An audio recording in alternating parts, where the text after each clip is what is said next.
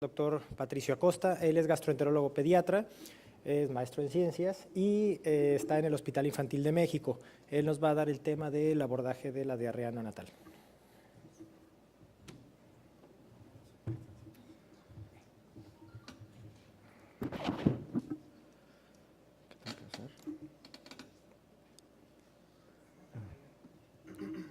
¿La pusiste tú? ¿Tú la pusiste? ¿O no. Cállate. Te vas a caer.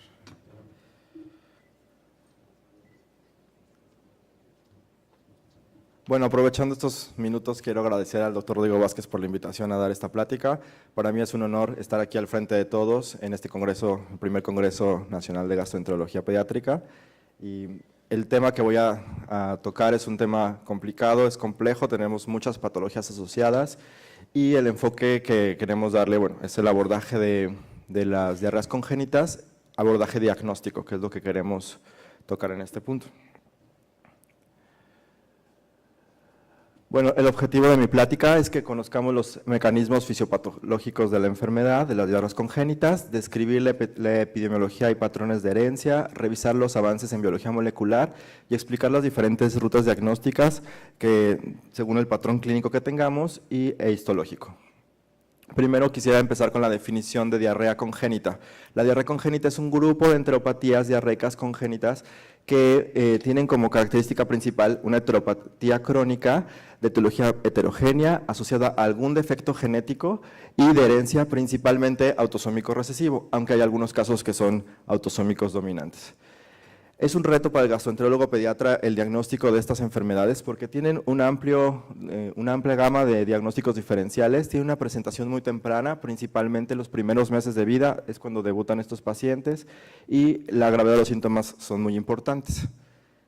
En cuanto a la clínica, bueno, va a depender del grado del defecto que tengamos a nivel genético y este defecto puede ser parcial o puede ser total y esto nos va a dar un cuadro clínico diferente. La forma más grave se presenta desde las primeras semanas de vida con diarrea, con un evento de diarrea que pone en riesgo la vida y tenemos deshidratación, desequilibrios electrolíticos, acidosis metabólica y una afección multisistémica. Para poder entender este complejo grande de diarreas congénitas, tenemos 4 grupos principales de estudio. Tenemos el grupo de absorción y transporte de nutrientes y electrolitos, tenemos el grupo de diferenciación y polimerización del enterocito, el de la diferenciación de las células enteroendócrinas y el módulo de modulación de la respuesta inmunológica. Gracias a estos 4 grandes grupos podemos agrupar y comprender un poco más estas enfermedades.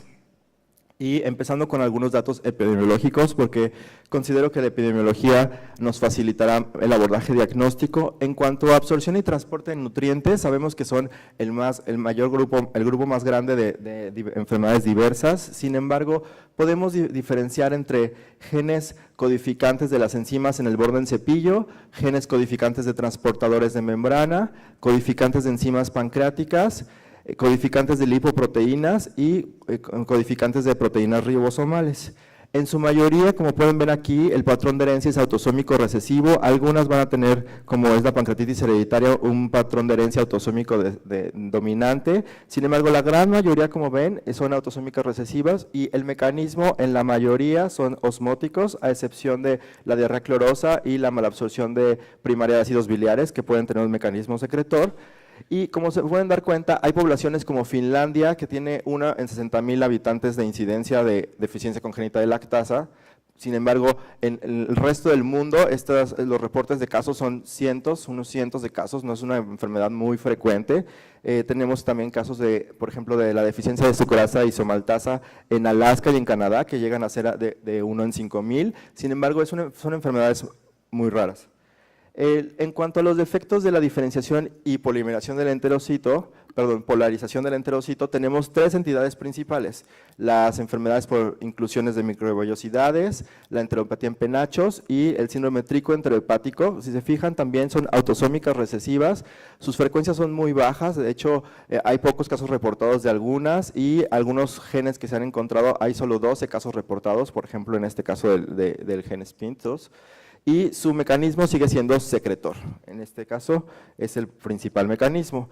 En cuanto a diferenciación de células enteroendocrinas, esto también, con el advenimiento de la biología molecular, hemos visto que hay algunas otras enfermedades, como puede ser la anendocrinosis entérica, la deficiencia de proproteína convertasa 1,3 y el síndrome de Mitchell-Riley, que básicamente lo que existe es una agenesia pancreática, y también tienen un patrón de herencia autosómico recesivo y el mecanismo de acción es también osmótico.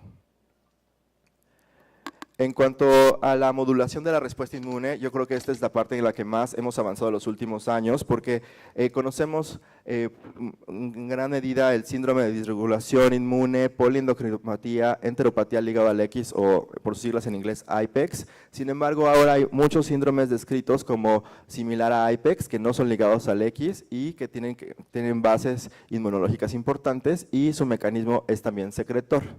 Entonces, los avances de la biología molecular, ¿para qué nos sirven? Para conocer que tenemos mutaciones en un gen que se van a traducir en una proteína inadecuada y que vamos a tener una manifestación clínica específica.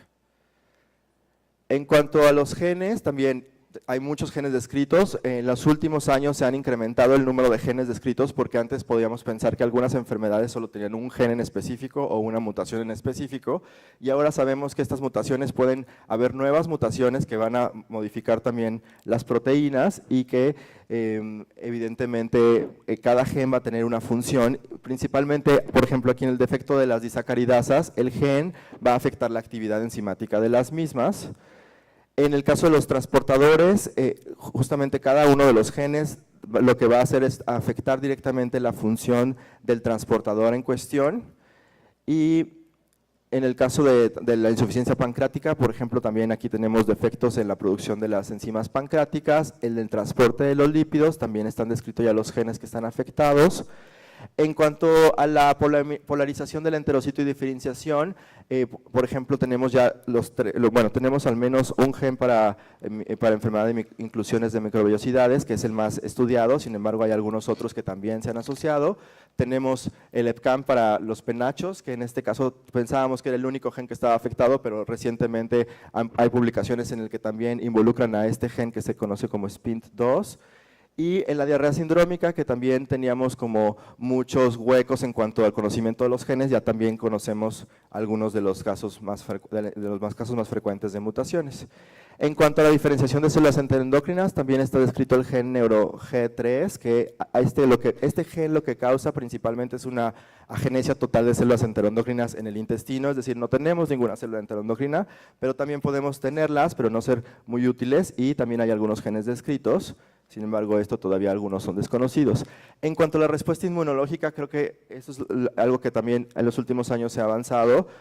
Ahora tenemos, por ejemplo, en el IPEX tenemos el gen clásico que es FOXP3. Sin embargo, en el similar a IPEX, si pueden ver, hay muchos genes involucrados, porque mucho va a depender de la interacción en la que tengan su efecto. Es decir, si por ejemplo en FOXP3 este gen regula las células T reguladoras, la producción de estas células T reguladoras, si no tenemos linfocitos T reguladores, no tenemos un buen control de la autoinmunidad.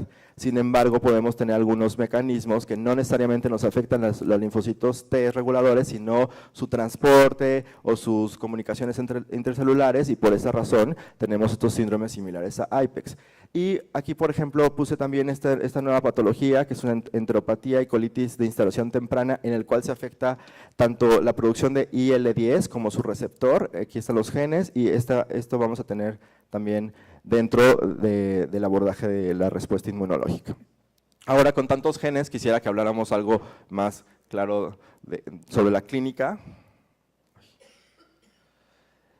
Y solo recordar que podemos tener una enfermedad, algunos genes y muchas mutaciones. Es decir, una misma enfermedad, como aquí es el caso de la deficiencia de sucrasa isomaltasa, tenemos un gen alterado y tenemos varias mutaciones. Y cada una de las mutaciones nos va a dar afección a nivel de diferentes partes del enterocito en el transporte y diferenciación de esta enzima. En cuanto a las alteraciones de las disacaridasas, por ejemplo, conocemos que la deficiencia congénita de lactasa va a tener síntomas en los primeros horas de vida, muy diferente al fenotipo en adultos, en la cual es el mismo gen el que está afectado, pero tenemos una regulación a la baja, es decir, no tenemos tanta producción y tanta expresión de este gen y por esa razón tenemos deficiencias. En cuanto a las deficiencias de sucrasa isomaltasa y maltasa glucosimilasa, el problema es a la hora de introducir a la alimentación complementaria es cuando empiezan a debutar los niños con síntomas y particularmente en maltasa glucoasimilasa, el defecto es, bueno, esta enzima nos ayuda con el 20% de la digestión de la maltosa, por tanto no es un efecto muy grave si no la tenemos presente y además que el peso molecular de los almidones es mucho mayor que el de la galactosa, perdón, el de la lactosa y el de la fructosa, por esa razón la diarrea osmótica es menor. En cuanto a transportadores de nutrientes, aquí puse dos ejemplos, aquí tenemos el transportador de glucosa galactosa y aquí el transportador de fructosa, que es el GLUT5, y estos cuando se ven afectados vamos a tener una diarrea de tipo osmótica porque no vamos a lograr pasar estos nutrientes a través del enterocito y entonces en el lumen intestinal vamos a tener más fructosa, vamos a tener glucosa y galactosa y por esa razón vamos a tener la diarrea de tipo osmótica. En cuanto a los lípidos, sabemos que aquí los lípidos por difusión pasiva entran a través de los ácidos grasos y los monoglicéridos al enterocito y dentro del enterocito se fabrican los kilomicrones. Entonces, cuando tenemos afección de algunas enzimas que producen estos kilomicrones, nos dan este tipo de enfermedades, como es la enfermedad por retención de kilomicrones, que podemos ver aquí. Que tenemos retención importante dentro del enterocito de vacuolación lipídica y esto es por un defecto en el transporte inadecuado de los kilomicrones o bien cuando tenemos un defecto en la producción de estos. En la diarrea, por ejemplo, pérdida de cloro sucede lo mismo y en la de zinc también sucede lo mismo y la traducción clínica, bueno, en la pérdida de cloro vamos a tener una alcalosis metabólica, vamos a perder cloro y vamos a tener mucho bicarbonato porque está afectado el transportador de cloro bicarbonato, entonces tenemos alcalosis metabólica, hipoclorémica y, por ejemplo, en el defecto de zinc, el CYP4 es el que está afectado y vamos a tener clínicamente una deficiencia de zinc. Hay algunos síndromes de las diarreas congénitas, no voy a entrar mucho en detalle, solo mencionar que hay una variedad sindrómica de la diarrea predura de sodio, del síndrome de Fanconi-Bickel y el síndrome de Shwachman-Diamond, que podemos tener algunas otras pistas diagnósticas. En cuanto a afección del enterocito, bueno, como ya mencioné, la inclusión por vellosidades está afectado este gen que es el MIO5B, que es un transportador intracelular de membrana. En el caso de la displasia intestinal está afectado el EPCAN principalmente y en tricoenteropático está afectado TTC37. Aquí lo pueden ver más claro. La primera es un defecto por inclusiones de microvellosidades, en el cual tenemos afectada la proteína MIO5B, y esta proteína lo que hace es que facilita el transporte de las proteínas dentro del enterocito, es decir, permite que éstas se muevan hacia la luz intestinal. Entonces, cuando está afectado las proteínas empiezan a acumular de manera más importante en el ápice del enterocito y por esa razón vamos a tener las inclusiones de vellosidades. En el caso de penachos, el defecto del EPCAN nos da un defecto en las clausinas o en las uniones de enterocitos y por esta razón vamos a tener una disorganización de los enterocitos y podemos tener esta imagen clásica de enteropatía en penachos. Y en el caso del síndrome tricoenteropático vamos a tener afección de este gen que lo que nos va a dar es que los transportadores de hidrógeno y sodio y sodio, potasio, ATPasa, no lleguen hasta la luz intestinal y se queden en el citoplasma y tampoco tengamos producción de acuaporinas y por esta razón tenemos una traducción clínica como diarrea. Hay algunos otros casos como por ejemplo la anendocrinosis entérica en la cual este gen NeuroG3 lo que nos ayuda es a diferenciar las células madre a nivel cuando se está formando el embrión y estos deben de diferenciarse en células enteroendocrinas que son las calciformes, PANED y secretoras de hormonas a nivel intestinal. Cuando no tenemos deficiencia de este gen vamos a tener ausencia completa de estas células y nos va a dar clínicamente vamos a dar una diarrea grave malabsortiva. En el síndrome de IPEX, como les había mencionado, el gen que está afectado es FOXP3 y este regula la activación de las células T reguladoras. Entonces, si no tenemos T reguladoras, no tenemos interleucina 10, tenemos una grave autoinmunidad y tenemos linfoproliferación. Clínicamente son niños que se pueden presentar con afecciones multisistémicas a nivel endocrinológico y a nivel inmunológico. Este es un resumen de que los genes, dependiendo de la afección que vamos a tener en el transporte, vamos a tener la traducción clínica dependiendo cuál es el gen que esté afectado. Ahora, con tantos genes, ¿cómo iniciamos el abordaje diagnóstico? Creo que esta es la parte más importante. Primero, creo que nos tenemos que ir paso a paso, tenemos que hacer una detallada anamnesis, una evaluación de los signos clínicos, valoración bioquímica, algunos estudios de gabinete y por último, ya cuando tengamos sospechas, podemos pedir un estudio de biología molecular. Lo principal es dividir la diarrea entre osmótica o secretora. En la diarrea osmótica va a ceder al ayuno, es decir, cuando tenemos el paciente en ayuno ya no debe tener ese gasto fecal incrementado y podemos medir también la brecha aniónica fecal y esta debe estar por arriba de 50, o bien cuando persiste en ayuno pensamos en una diarrea de tipo secretora y tenemos una brecha aniónica baja, menor de 50. Ahora, encontré estos algoritmos diagnósticos que me parecen importantes porque con tantas enfermedades podemos perdernos un poco.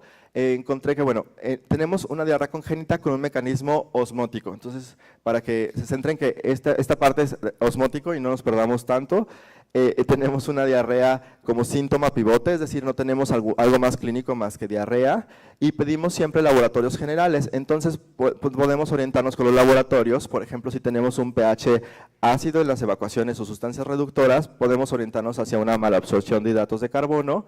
Cuando tenemos hipoalbuminemia y en la endoscopía podemos observar una dilatación, bueno, en las biopsias y en endoscopías sugerentes dilataciones de vasos linfáticos, podemos hacer el diagnóstico de una linfangiectasia intestinal. Cuando tenemos diarrea con triglicéridos menor de 10 y colesterol menor a 40, podemos sospechar en una beta lipoproteinemia o una hipolipoproteinemia o una enfermedad por retención de kilomicrones. Cuando tenemos diarrea como síntoma pivote, pero la bioquímica mencionada es totalmente normal, o sea, no hay problemas en albúmina, no encontramos nada en el pH de las evacuaciones, tenemos que seguir el abordaje con electrolitos en sudor y grasas en evacuaciones. Cuando esos están alterados, pues creo que es muy fácil que nosotros pensemos en fibrosis quística o bien en otras enfermedades como Shwachman-Diamond, pero cuando todo está normal y sigue siendo una diarrea osmótica, podemos pensar en hacer la biopsia y buscar intencionadamente células enteroendocrinas para buscar estos diagnósticos. Ahora, cuando tenemos un mecanismo osmótico, pero tenemos otros síntomas que no son diarrea, es un poco más fácil hacer el diagnóstico, porque, por ejemplo, en este caso que tenemos anomalías esqueléticas, infecciones recurrentes y falla para crecer, tenemos algo de bioquímica que apoya una falla hematológica e inmunológica, podemos sospechar en un síndrome de Shwachman-Diamond. Cuando tenemos edema importante, hipoalbuminemia y tenemos en las biopsias histológicas a nivel de la endoscopía no encontramos ningún hallazgo y en las biopsias tampoco, podemos sospechar, y es un paciente que mejora con fórmula aminoácidica, podemos sospechar en una deficiencia de enteroquinasa o de tripsinógeno. Si el paciente se presenta con organomegalia y tenemos tubulopatía renal e hipoglucemias en ayuno, podemos sospechar en un Fanconi Bickel. Y cuando tenemos dermatitis, alopecia y conjuntivitis, podemos pensar en una acrodermatitis enterohepática. Ahora bien, las de tipo secretor son menos en número y estas se dividen en si requieren nutrición parenteral o si no requieren nutrición parenteral. Entonces aquí vamos a ver las de secretor que requieren nutrición parenteral y que además presentan algunos síntomas específicos. Si tenemos pacientes con este tipo de diarrea, que además tienen dermatitis atópica, diabetes, disentería o alguna alteración hematológica, podemos sospechar en una alteración autoinmune, podemos solicitar anticuerpos y buscar intencionadamente en la histología los anticuerpos para hacer el diagnóstico de enteropatía autoinmune. Si lo que sospechamos es, bueno, tenemos un paciente con bajo peso al nacer, dismorfias faciales y aquí podemos ser claros tenemos un pelo lanudo y quebradizo, y podemos pensar, y en la biopsia no encontramos mayor cosa, podemos sospechar en un síndrome tricoenterohepático. Cuando tenemos lesiones oftalmológicas, atresia de Coanas o una malformación intestinal, podemos pensar que, bueno, y además nos apoya la biopsia con sugerente de penachos, podemos pensar en una displasia epitelial intestinal. Esto es variedad sindrómica, no todos se presentan con variedad sindrómica, hay unas que solo se presentan con los penachos, pero digamos, para este algoritmo y para poder entender, creo que me parece útil que busquemos estos defectos. O bien, cuando no tenemos ningún síntoma, podemos irnos directamente a la biopsia y algunos datos, como vamos a ver más adelante, que nos pueden apoyar una enfermedad por inclusiones de vellosidades. Cuando no requiere nutrición parenteral el paciente, podemos buscar intencionadamente, y es un mecanismo secretor, podemos buscar intencionadamente el sodio fecal, que si está arriba de 145, podríamos sospechar una diarrea perdedora de sodio, o cuando tenemos cloro fecal arriba de 90, una diarrea clorosa. A veces puede ser el problema más bien de motilidad, por esta razón está también en el algoritmo contemplar este punto, o bien cuando también tenemos una diarrea secretora, podemos buscar intencionadamente la cuantificación de ácidos biliares excretados en evacuaciones y hacer el diagnóstico de una malabsorción de ácidos biliares. La utilidad de la histología en este punto me parece muy importante, pero siempre lo más importante de todo va a ser la presentación clínica. En la histología, creo que esto les va a costar un poco de trabajo ver hasta allá atrás, pero este algoritmo me pareció también muy interesante porque aquí lo que hace es unir las dos cosas, la clínica y la histología. Es decir, podemos tener un paciente con diarrea de tipo, un mecanismo de tipo osmótico y que tengamos una histología normal, entonces ya nos orienta más hacia disacaridasas, hacia transportadores, o bien hacia defectos en las enzimas pancreáticas, o cuando tenemos un paciente que tiene alguna alteración anormal, podemos pensar en linfangiectasia intestinal, por ejemplo. O bien en el mecanismo secretor, también esto nos puede orientar si tiene una normal o no normal, y sobre todo cuando hay mucha inflamación y necrosis intestinal, podemos sospechar en patología autoinmune.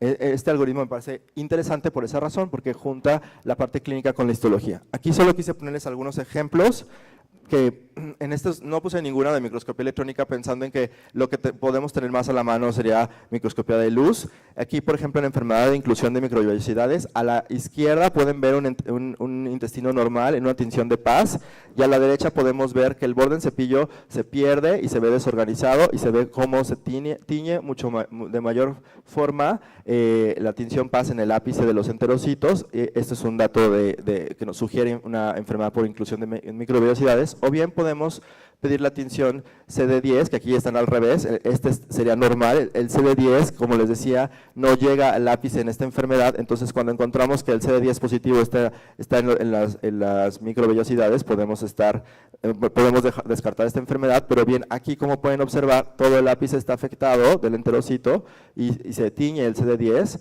por tanto podemos hacer la sospecha diagnóstica. En este ejemplo que les puse de enteropatía en penachos, en el cual no tenemos una buena unión entre los enterocitos, vamos a tener enterocitos en forma de gota y podemos tener estos complejos de enterocitos que dan una imagen sugerente a penachos, y en algunos casos podemos tener un desprendimiento total de los enterocitos porque tiene una adecuada unión. Y también podemos pedir inmunohistoquímica buscando intencionadamente el gen. Aquí, por ejemplo, la inmunohistoquímica está negativo, es decir, el gen no se está expresando en el enterocito y el diagnóstico puede ser más fácil. En el síndrome tricoenterohepático, como tal, no tenemos que ver gran afección en intestinal, podemos ver cierta atrofia, pero lo más clásico es el tipo de pelo que pueden llegar a presentar y que tenemos hallazgos en el microscopio interesantes, como es la tricorrexis. En enteropatía autoinmune, aquí solo quise mencionar que tenemos la inmunofluorescencia, que puede estar positiva para anticuerpos antienterocitos. Y en la disgenosis enteroendocrina, aquí estas tinciones nos ayudan a evaluar mejor las células enteroendocrinas. Esto es normal, aquí se pueden ver cómo se ven positivos, y en esta hay ausencia total de las células enteroendocrinas, entonces con esto podemos hacer el diagnóstico. Aquí también les puse una linfangiectasia intestinal que la podemos evaluar desde la endoscopía, o bien en las biopsias podemos observar la dilatación importante de los vasos linfáticos. Y bueno, el diagnóstico molecular nos da una aproximación diagnóstica a las diarreas congénitas. La lectura del genoma por secuenciación de segunda generación nos puede identificar hasta el 90% de los alelos afectados, es decir, si tenemos disponibilidad de tener una secuenciación de segunda generación, podríamos diagnosticar el 90% de los niños con este tipo de diarreas. Aún hay genes por descubrir y es necesario el abordaje multidisciplinario con el genetista, dado que, por ejemplo, nosotros sospechamos en una enfermedad, pero si esa enfermedad tiene 2 o 3 genes afectados, o bien solo un gen, pero tenemos muchas mutaciones, no tiene caso que por costos hagamos cada una de estas mutaciones, porque hay pacientes que tienen 50 mutaciones. Entonces, mi sugerencia sería, si tenemos una enfermedad que está muy descrita en la literatura, que solo afecta un gen, podríamos pedir únicamente la secuenciación de ese gen, o bien, si tienen a la mano la secuenciación de segunda generación, creo que esto nos haría el diagnóstico más certero. Como en este ejemplo que les puse el gen EPCAM, que aquí se ve normal en esta adenina y aquí se ve afectado. En conclusiones, la diarrea congénita engloba un número amplio de patologías específicas. A pesar de la baja incidencia de estas enfermedades, es necesario conocerlas para realizar un diagnóstico oportuno. Los estudios de gabinete y laboratorio se pueden dirigir con base a la presentación clínica y los estudios moleculares han revolucionado la manera en que analizamos las enfermedades. El conocer las distintas herramientas nos hará tomar mejores decisiones clínicas. Muchas gracias.